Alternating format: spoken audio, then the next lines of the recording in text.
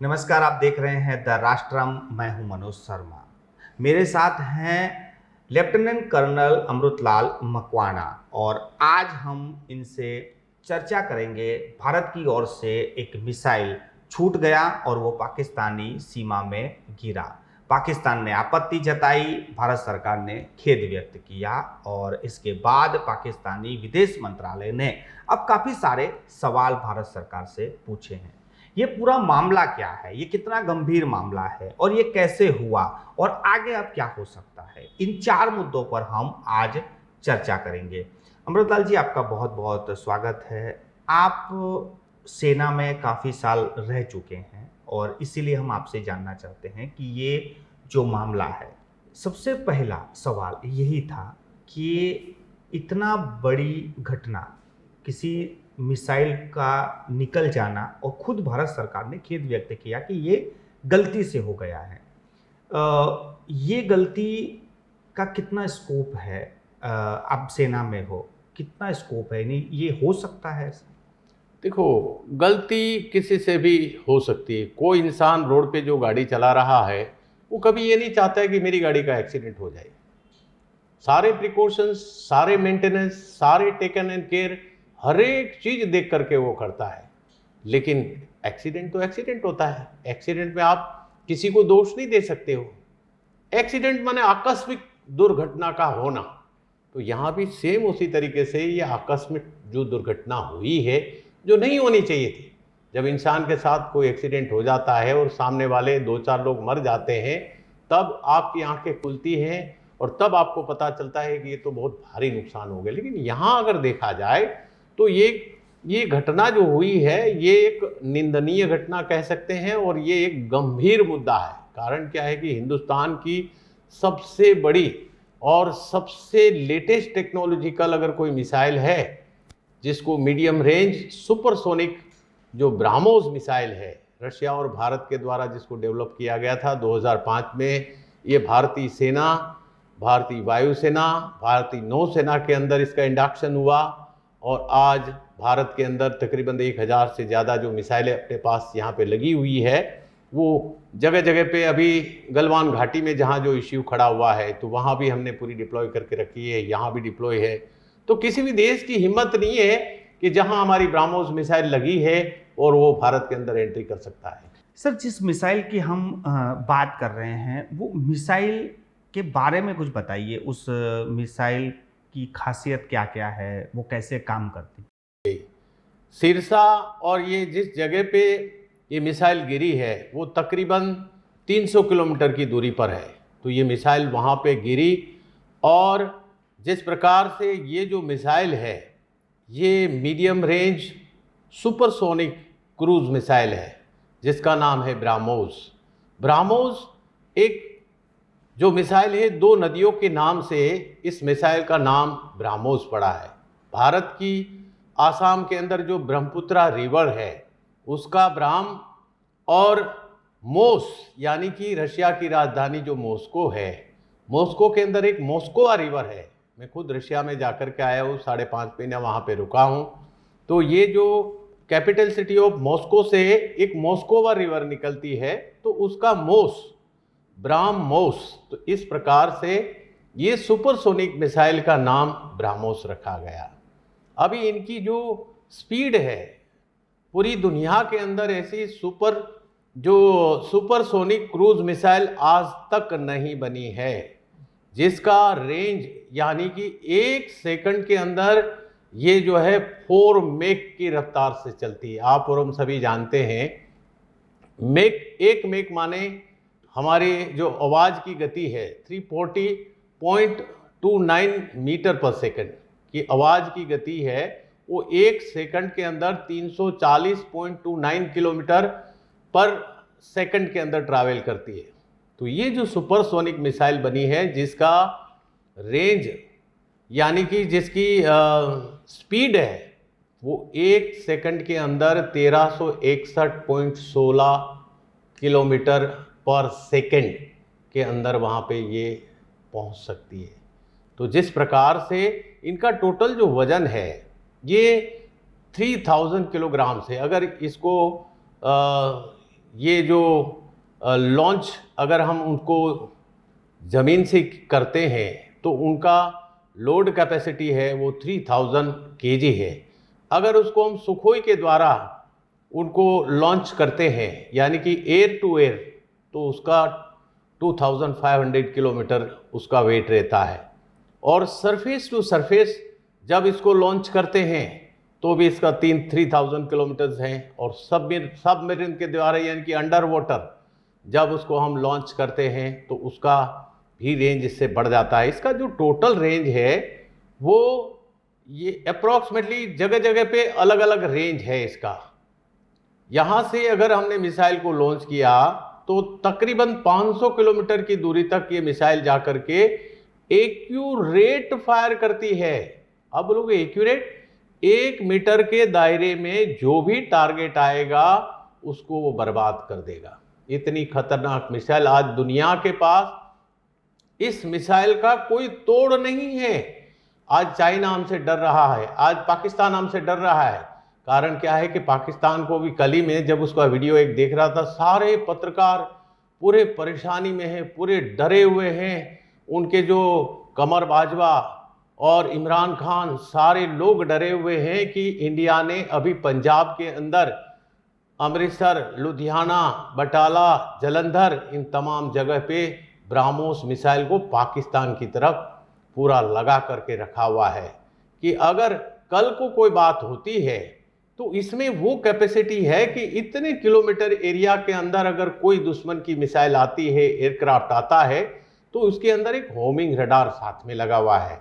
इस मिसाइल को हम 4 भागों में बांटेंगे। सबसे पीछे वाला जो भाग है वो सॉलिड इंजन है। सॉलिड फ्यूल के द्वारा ये रॉकेट जो इंजन उसमें लगा हुआ है, जिस प्रकार हम दिवाली के अंदर रॉकेट को छोड़ते हैं कि थोड़ी सी चिंगारी देते ही रॉकेट कितनी रफ्तार से ऊपर चला जाता है, सिमिलर इस मिसाइल ब्रह्मोस मिसाइल को भी छोड़ने के लिए इनिशियल एक थ्रस्ट चाहिए इसको, और वो थ्रस्ट है आपका सॉलिड फ्यूल के द्वारा उस मिसाइल को एक ज़बरदस्त झटका दिया जाता है।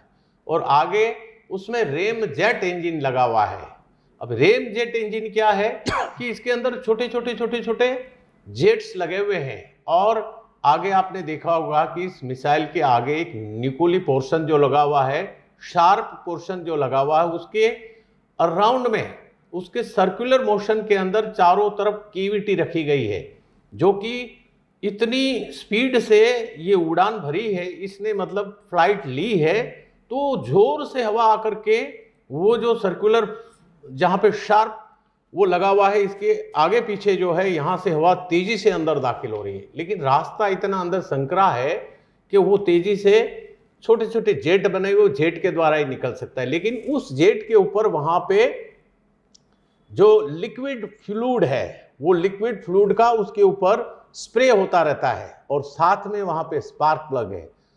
जैसे ही स्पार्क प्लग के संपर्क में आता है, हमने अपने बाइक और स्कूटर के अंदर देखा होगा, कार्बोरेटर के अंदर, कि फ्लूइड जैसे ही उसमें कंबशन चैम्बर में जाता है तो इमीडिएटली उसके अंदर आग लग जाती है। और आग क्या करता है कि अभी इसको जो इनिशियल एक थ्रस्ट दिया तो उतनी तेजी से, यानी कि जो मैंने अभी आपको बताया कि इनकी रफ्तार जो है 4 मैक है। 4 मैक यानी कि 1361.16 किलोमीटर पर सेकेंड, कि 1 सेकंड के अंदर इतना तेजी से ये ट्रैवल करेगी।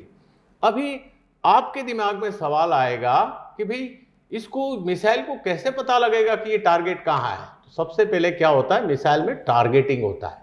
तो टारगेटिंग के द्वारा जब कमांड पोस्ट में बंदा बैठा है, वो देखता है, अलाइन करता है कि कौन सी जगह कहाँ है। वो गूगल मैप के द्वारा और जीपीएस के द्वारा उसको डिस्टेंस पता चल जाता है। Distance, elevation, bearing and range, ये तीनों चीज़ पता करने के बाद जैसे टारगेटिंग हो गया, इनिशियल थ्रस्ट मिल गया, आगे रेमजेट इंजन ने अपना काम कर दिया, आगे जो कैप लगी है उसकी वो कैप हट गई। हटने के बाद फिर इसके अंदर जो है वॉर हेड लगा रहता है। जो वॉर हेड ये इसको तहस नहस करने का काम करता है।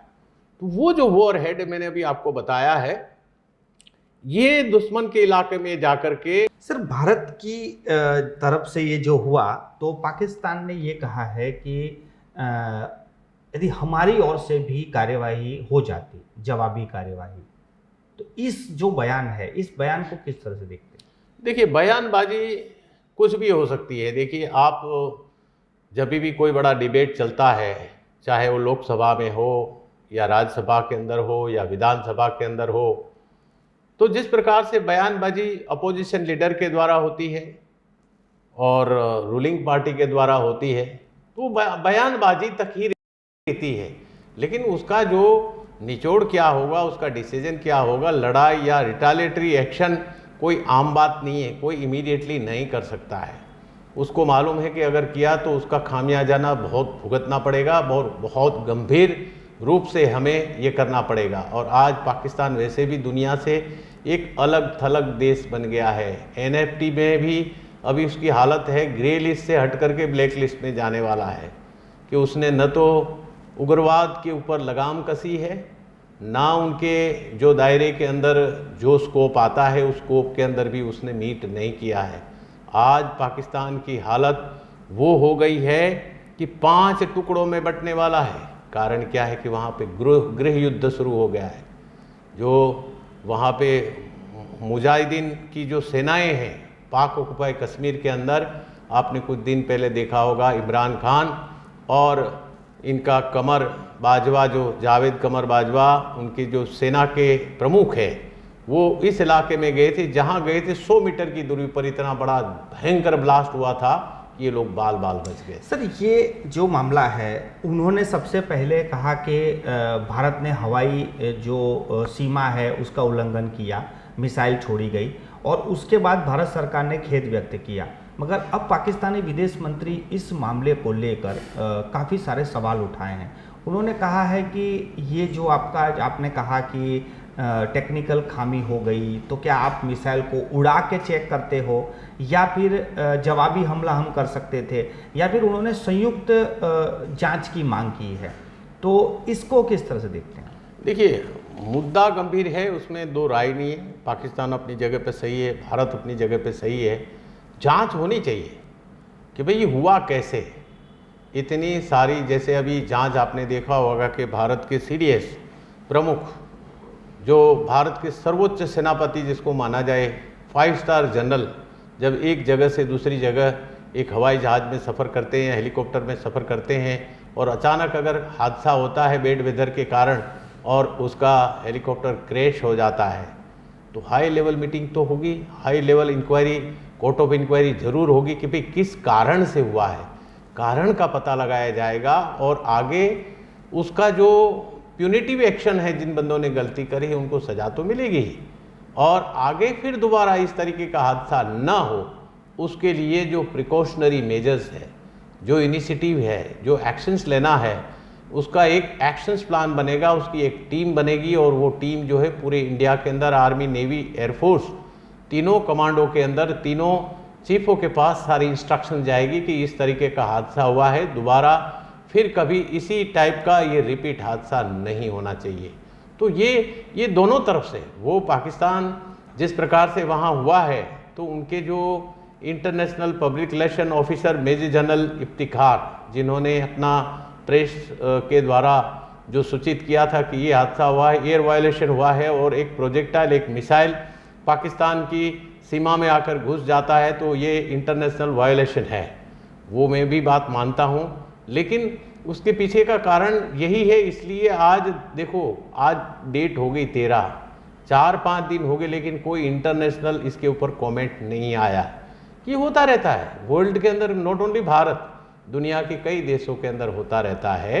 अगर ऐसी बात होती तो यहाँ से हवाई जहाज़ के द्वारा या कहीं के द्वारा भारत जो है एक ही मिसाइल हमला क्यों करेगा, और क्यों नहीं कर सकता? उसने अगर करना ही था तो बहुत कुछ कर सकता था, लेकिन यहाँ भारत का ऐसा कोई इरादा नहीं था कि वो इंटेंशनली पाकिस्तान के अंदर ब्रह्मोस जैसी मिसाइल को छोड़ेगा। लेकिन जब जरूरत पड़ेगी तो जरूर छोड़ेगा। यही बात भी है कि सिरसा से जब मिसाइल उड़ती है और वो पाकिस्तान के 250 किलोमीटर अंदर तक चली जाती है, तो पाकिस्तान को पता नहीं चला होगा, या हमारी ये ब्रह्मोस्त्र मिसाइल इतनी पावरफुल है कि वो किसी राडार को नहीं कोई उसको पकड़ सकता है? देखिए, ब्रह्मोस मिसाइल में जो टेक्नोलॉजी को यूज़ किया गया है, DRDO एंड जो रशिया की उनकी जो रिसर्च इंस्टीट्यूट हैं, दोनों ने मिलकर के उसके अंदर जो टेक्नोलॉजी लगाई है कि ये लो लेवल जो हाइट से ये गुजरती, यानी कि 10 मीटर हाइट से जब गुजरेगी तो रडार में उसको कुछ दिखेगा नहीं, और उतनी हाइट ले लेगी। इसकी जो हाइट लेने की जो कैपेसिटी है वो 10 मीटर से लेकर के 15 किलोमीटर स्पेस में जा सकती है, यानी कि 49,000 फीट तक वो इतनी तेज़ी से वो ट्रैवल कर जाती है। तो अभी जितनी जितनी जिसकी तेज़ी, आप क्रिकेट के अंदर जो क्रिकेटर्स बॉल खेलते हैं, एक बंदा जो है 100 किलोमीटर की पर आवर की रफ्तार से बॉल फेंकता है और एक 150 की रफ्तार से फेंकता है, तो उसको पता ही नहीं लगता कि बॉल आकर के कैसे निकल गई। तो इतनी तेज़ी से अगर कोई ऑब्जेक्ट आपके सामने से फ्रैक्शन ऑफ सेकंड के अंदर गुजर जाता है तो आप उसको कैसे कैच कर पाएंगे? सर, पाकिस्तान ने ये भी कहा है कि जिस एयर स्पेस में ये मिसाइल आई है 40,000 फुट की ऊंचाई पर, वहाँ पर इंटरनेशनल फ्लाइट उड़ती है, तो ये किसी विमान से भी टकरा सकता था, और इसी मुद्दे को लेकर वो अंतर्राष्ट्रीय क्या दबाव बनाना चाहता है ये बयान देकर? जी, पाकिस्तान हर समय हिंदुस्तान को घेरे में लेना चाहता है, कोई ना कोई उसको मुद्दा चाहिए। तो अभी जिस प्रकार से उसको ये एक्सीडेंटल फायर ब्रह्मोस मिसाइल का मुद्दा मिल गया है, तो 2-4 दिन ढिंढोरा पीटेगा, यूएन में जाएगा, सऊदी अरेबिया के मिडल ईस्ट कंट्री में जाएगा, लोगों को बताएगा कि देखो भारत हमारे पर पूरा अटैक करने की तैयारी कर रहा है, तो हमें मदद करो, हमें मारो। तो उस प्रकार से देखा जाए तो पाकिस्तान पूरी कोशिश करेगा भारत को नीचा दिखाने की, लेकिन इंटरनेशनल सबको पता है कि भारत कभी भी नो फर्स्ट यूज़, उसने एनपीटी में भी जब साइन किया था, नॉन पॉलिफरेशन जो ट्रीटी है, तो उसमें भी बोला कि भाई हमने अगर न्यूक्लियर बॉम्ब बनाया है तो हमने अपनी सुरक्षा के लिए बनाया है, कि हमारा दुश्मन देश के पास अगर इतने परमाणु बॉम्ब है तो क्या हम हाथ पे हाथ धर करके बैठ जाए? कल को अटैक करेगा, चाइना अटैक करेगा, ये अटैक करेगा, तो हम कहाँ जाएंगे? बट हम आपको वादा करते हैं कि हम जो है फर्स्ट यूज़ नहीं करेंगे। सीटीबीटी में भी भारत ने साइन नहीं किया, कारण क्या, दुनिया के देशों ने उसमें साइन किया, लेकिन हमने इसलिए नहीं किया, वहाँ भी उस समय भी इंटरनेशनल पूरी जो है इतना प्रेशर आया था कि भारत ने कैसे ये लाफिंग बुद्धा जो सबसे पहले शुरुआत में किया, और दूसरा जब अटल बिहारी वाजपेयी की सरकार थी और उन्होंने जब किया था भूगर्भ में, तो ये जो सारी हमारे अब्दुल कलाम जो मिसाइल मैन थे, जिन्होंने इतना बड़ा मिसाइल बनाया और उसका हमने परमाणु जो टेस्ट किया था, तो उस समय भी भारत ने बोल दिया कि भाई आपकी सीटीबीटी क्या बोलती है कि आप एयर टू एयर इसका रिसर्च नहीं कर सकते, परमाणु ब्लास्ट नहीं कर सकते हो, पानी से पानी में नहीं कर सकते हो, ज़मीन से ज़मीन में नहीं कर सकते हो, लेकिन हमने तो अंडरग्राउंड किया है, तो आपकी शर्तों का कोई हमने उल्लंघन किया नहीं है। तो इस प्रकार से रशिया ने उस समय भी हमें वीटो लगा करके उस चीज़ में हमें बचाया था, और इसके बाद वो जो बवाल उठा था उस बवाल को शांत कर दिया था। यानी आपके कहने का मतलब है ये जो चर्चा है कि ये जो लापरवाही हुई है उसकी जांच होगी, और ये कोई यानी मुद्दा गंभीर है मगर कोई जानबूझकर ये नहीं किया गया है, और यदि करना होता तो एक ही मिसाइल नहीं छूटती। बिल्कुल 100% ये मुद्दा बिल्कुल गंभीर है, मैं आपकी बात से बिल्कुल सहमत हूँ। पाकिस्तान अपनी जगह पे सही है, हिंदुस्तान अपनी जगह पे सही है। अभी जो इसमें एजेंसी है वो जांच एजेंसी हाई लेवल की जो इसमें इंक्वायरी करेगी, और जो निकल करके आएगा प्यूनिटिव एक्शन उन लोगों के लिए लिया जाएगा, और आगे इस तरीके की हादसा ना हो उसके लिए पूरा भारत कटिबद्ध है, और दुनिया को वो लिखित में भी देना चाहता है कि हमने पूरी तरह से हमने एक्शन लिया है और इस प्रकार का दोबारा हादसा नहीं होगा, उसका हम एश्योरेंस देते हैं दुनिया को। बहुत बहुत धन्यवाद सर हमसे चर्चा करने के लिए और ये जानकारी देने के लिए। ये थे पूर्व सैनिक अमृतलाल मकवाना, लेफ्टिनेंट कर्नल रह चुके हैं। काफ़ी अच्छा इनका लंबा चौड़ा इनका अनुभव है, और उसी अनुभव के तहत ये हमें बता रहे थे कि ये मामला गंभीर है मगर इसमें गलती किसी की नहीं है, क्योंकि एक्सीडेंट उसको एक्सीडेंट ही बोलते हैं जब कोई अचानक घटना घट जाती है। भारत सरकार ने उच्च स्तरीय जांच की बात की है, और जांच के बाद इसमें से क्या निकलता है उस पर ही पूरा दारोमदार रहेगा।